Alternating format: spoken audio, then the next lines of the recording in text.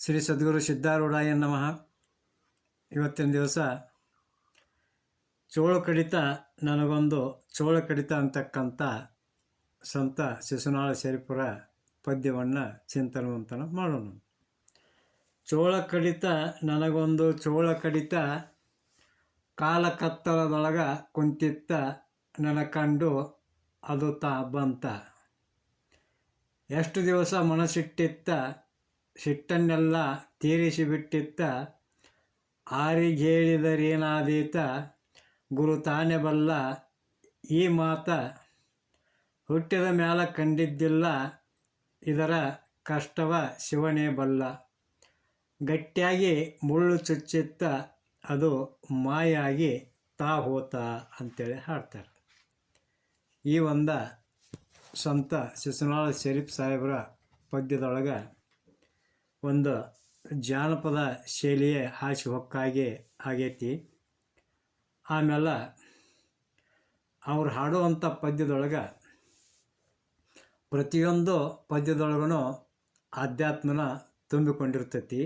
ಅದನ್ನು ನಾವು ಲಘುವಾಗಿ ತೆಗೆದುಕೊಳ್ಳೋದನ್ನು ಅದರ ಅಂತರಾರ್ಥವನ್ನು ತಿಳ್ಕೊಳ್ಳುವಂಥ ಪ್ರಯತ್ನ ಮಾಡಬೇಕು ಅಂತ ಹೇಳ್ತಾ, ಈಗಿನ ಬಹಳಷ್ಟು ಜನರಿಗೆ ಚೋಳ ಕಡಿತದ ಅನುಭವ ಇರುವುದಿಲ್ಲ.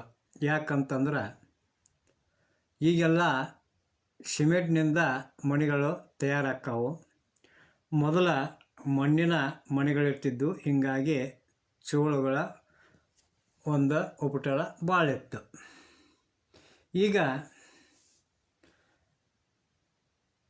ಆಧುನಿಕ ರೀತಿಯ ಕಟ್ಟಡಗಳು, ರಾತ್ರಿ ವೇಳೆಯೊಳಗೆ ಅತ್ಯಂತ ಪ್ರಕಾಶಮಯವಾದಂಥ ದೀಪಗಳು, ಸ್ವಚ್ಛತಾ ಪ್ರಜ್ಞೆ, ಈ ಎಲ್ಲ ಕಾರಣಗಳಿಂದ ಚೇಳುಗಳ ಸಂಚಾರ ಈಗ ಕಡಿಮೆ ಆಗೈತಿ.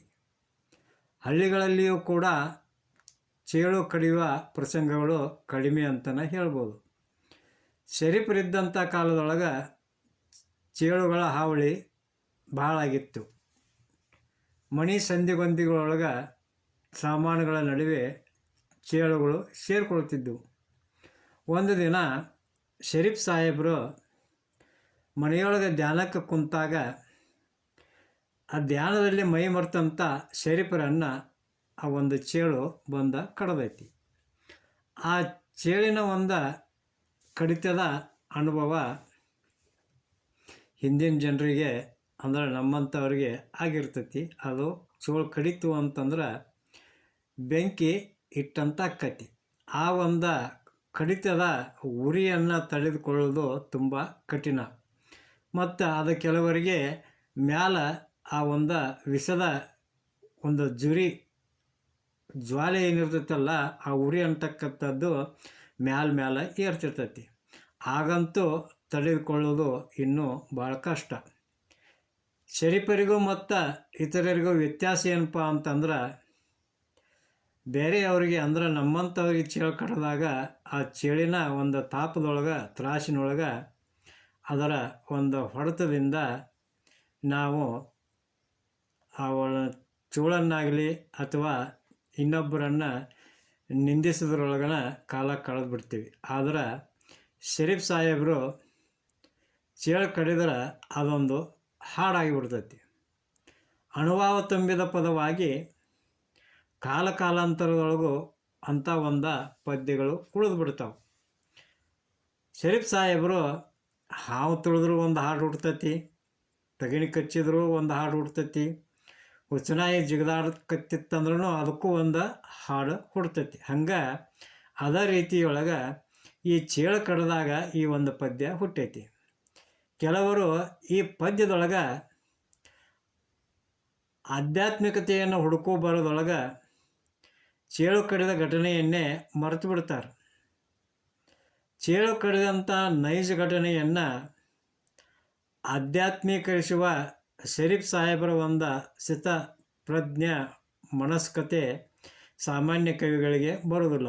ಯಾಕಂದ್ರೆ ಶರೀಫ್ ಸಾಹೇಬರು ಶಿವಕವಿಗಳಾಗಿದ್ದರು. ಆದ್ದರಿಂದ ಇಂಥ ಒಂದು ಹಾಡುಗಳು ಅವ್ರ ಬಾಯಿಯಿಂದ ಹುಟ್ಕೊಂಡವು. ಶರೀಫ್ ಸಾಹೇಬರು ಧ್ಯಾನ ಮಾಡೋ ಟೈಮ್ದೊಳಗೆ ಈ ಚೋಳ ಅನ್ನುವಂಥದ್ದು ಬಂದು ಕಚ್ಚೈತಿ. ಅದು ಅವ್ರು ಹೇಳ್ತಾರೋ ಗಾಢವಾದಂಥ ಒಂದು ಕತ್ತಲೆಯೊಳಗೆ ಕುಳಿತಿತ್ತು.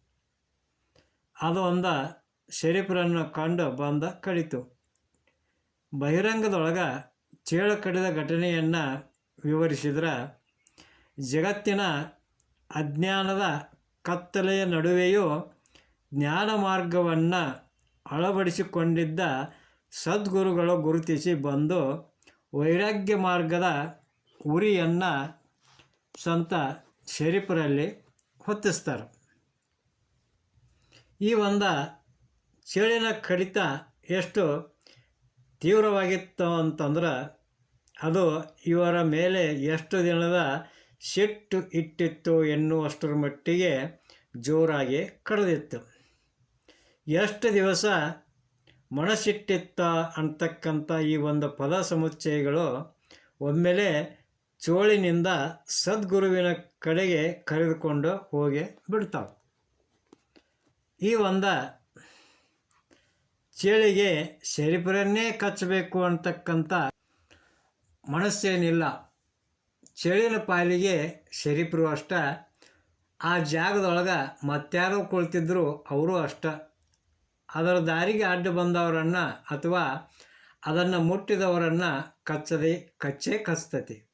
ಶರೀಫರಂಥ ಶಿಷ್ಯನ ಮೇಲೆ ಮನಸ್ಸಿಟ್ಟಂಥ ಗುರುಗಳು, ಎಲ್ಲ ಸದ್ಗುರುಗಳು ಯೋಗ್ಯ ಶಿಷ್ಯನ ಬರುವಿಕೆಗಾಗಿ ಅಥವಾ ಯೋಗ್ಯ ಶಿಷ್ಯನ ಪ್ರಾಪ್ತಿಗಾಗಿ ಅನೇಕ ದಿನಗಳವರೆಗೆ, ವರ್ಷಗಳವರೆಗೆ ಕಾಯ್ತಾ ಇರ್ತಾರೆ. ಈ ಒಂದು ಚೇಳು ಶರೀಫರ ಮೇಲೆ ತನ್ನ ಸಿಟ್ಟನ್ನು ತೀರಿಸಿಕೊಂಡ್ರೆ, ಸದ್ಗುರು ಆದಂಥವ ಶಿಷ್ಯನ ಭವಭವಾಂತರದ ಕರ್ಮದ ರಾಶಿಯ ಮೇಲೆ ಸಿಟ್ಟು ಮಾಡಿಕೊಂಡ ಅದನ್ನು ಉರಿಸಿಬಿಡ್ತಾನು, ಅದನ್ನು ತೀರಿಸಿಬಿಡ್ತಾನು ಅಂತೇಳಿ ಹೇಳ್ತಾರೆ. ಈ ಮಾತನ್ನು ಯಾರಿಗೆ ಹೇಳುವುದು?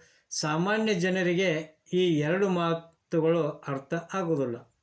ಆದ್ದರಿಂದ ಗುರು ತಾನೇ ಬಲ್ಲ ಅಂತೇಳಿ ಈ ಒಂದು ನುಡಿಯೊಳಗೆ ಶರೀಫ್ ಸಾಹೇಬರು ಹೇಳ್ತಾರೆ. ಈ ಒಂದನೇ ನುಡಿ ಮುಂದಿನ ಭಾಗದೊಳಗೆ ಬಹಿರಂಗದಲ್ಲಿ ಚೇಳು ಕಡಿದುದನ್ನು ವರ್ಣನೆ ಮಾಡಿದ್ರೆ, ನಾನು ಹುಟ್ಟಿನಂದಿನಿಂದ ಇಂಥ ಉರಿಯನ್ನು ಕಂಡಿರಲಿಲ್ಲ, ಇದರ ತಾಪ ಎಷ್ಟಿತ್ತು ಅಂತಂದ್ರೆ ಅದನ್ನು ದೇವರೇ ಬಲ್ಲ.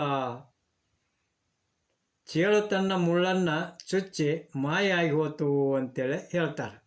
ಇನ್ನು ಎರಡನೇ ನುಡಿಯೊಳಗೆ, ಮೂರು ದೇಹದೊಳು ತಾನಿತ್ತ ಪಾರಮಾರ್ಥವನ್ನು ತಿಳಿದಿತ್ತ, ಆರು ಗುಣಗಳ ಅಳಿದಿತ್ತ, ಮೂರು ಗುಣಗಳ ತಿಳಿದಿತ್ತ, ಯಾರು ಕಾಣದಲ್ಲಿ ಅಡಗಿತ್ತ, ಆರು ಮೂರು ಬಾಗಿಲದತ್ತ, ಸಾರಿ ಬಂದು ಎನ್ನ ನೋಡಿತ್ತ, ಮೀರಿದುಣ್ಮಣಿಯನ್ನು ಸೇರಿತ್ತ ಅಂತೇಳಿ ಹೇಳ್ತಾರೆ.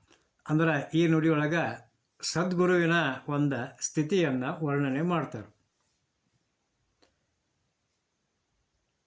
ಪ್ರತಿಯೊಬ್ಬ ಮನುಷ್ಯನಿಗೂ ಸ್ಥೂಲ, ಸೂಕ್ಷ್ಮ, ಕಾರಣ ಅಂತಕ್ಕಂಥ ಮೂರು ಶರೀರಗಳಿರ್ತಾವೆ.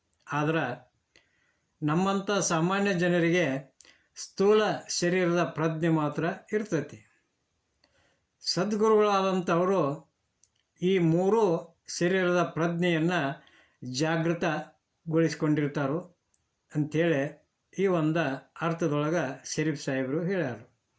ಮೂರು ದೇಹದೊಳಿತ್ತಾನಿತ್ತ, ಆ ಮೂರು ದೇಹದ ಪ್ರಜ್ಞೆ ಜಾಗೃತವಾಗಬೇಕಾದ್ರೆ ಪಾರಮಾರ್ಥ ಜ್ಞಾನ ಇರಬೇಕು. ಪಾರಮಾರ್ಥ ಜ್ಞಾನ ತಿಳಿದವನೇ ಸದ್ಗುರುವಾಗಲು ಸಾಧ್ಯ. ಕೇವಲ ಪುಸ್ತಕ ಜ್ಞಾನದಿಂದ ಶಿಕ್ಷಕನಾಗಬಹುದೇ ಹೊರತು ಸದ್ಗುರುವಾಗಲು ಸಾಧ್ಯವಿಲ್ಲ. ಆ ಪಾರಮಾರ್ಥ ಜ್ಞಾನವನ್ನು ತಿಳಿಬೇಕಂದ್ರೆ ಆರು ಗುಣಗಳನ್ನು ಅಳಿಬೇಕು ಅಂತ ಹೇಳ್ತಾರೆ. ಅಂದ್ರೆ ಕಾಮಾದಿ ಅರಿಷಡ್ವರ್ಗಗಳನ್ನು ಗೆಲ್ಲಬೇಕು. ಹಂಗೆ ಗೆಲ್ಲದ ಇದ್ರೆ ಪಾರಮಾರ್ಥದ ಜ್ಞಾನ ನಮಗೆ ಲಭ್ಯ ಆಗೋದಿಲ್ಲ.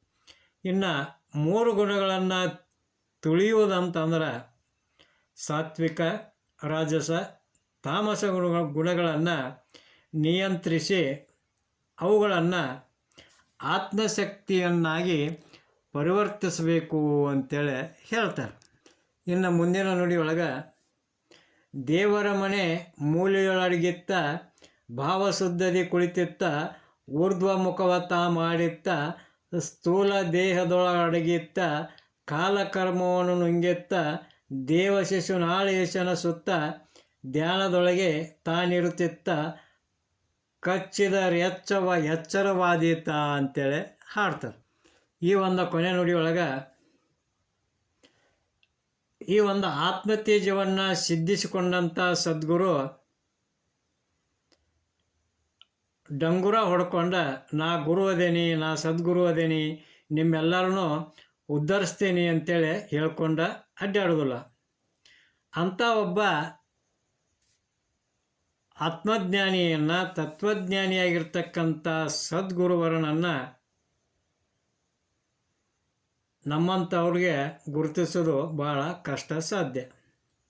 ಅಂಥ ಒಬ್ಬ ಸದ್ಗುರು ಸಿದ್ಧಿಪುರುಷ ಏನೂ ಅರಿದವನಂಗ ಮರುಳನಂತೆ, ಹುಚ್ಚನಂತೆ, ಸಿಡುಕನಂತೆ ನಮಗೆ ಕಂಡುಬರಬಹುದು.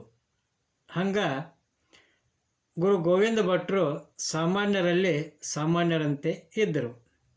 ಈ ಒಂದು ಕಾರಣದಿಂದ ಶರೀಫ್ ಸಾಹೇಬ್ರು ಹೇಳ್ತಾರೋ, ಯಾರೋ ಕಾರಣದಲ್ಲಿ ಅಡಗಿತ್ತ, ನನ್ನನ್ನು ಕಂಡು ಗುರುತಿಸಿ ನನ್ನ ಕಡೆಗೆ ಬಂದರು ಸದ್ಗುರುಗಳು.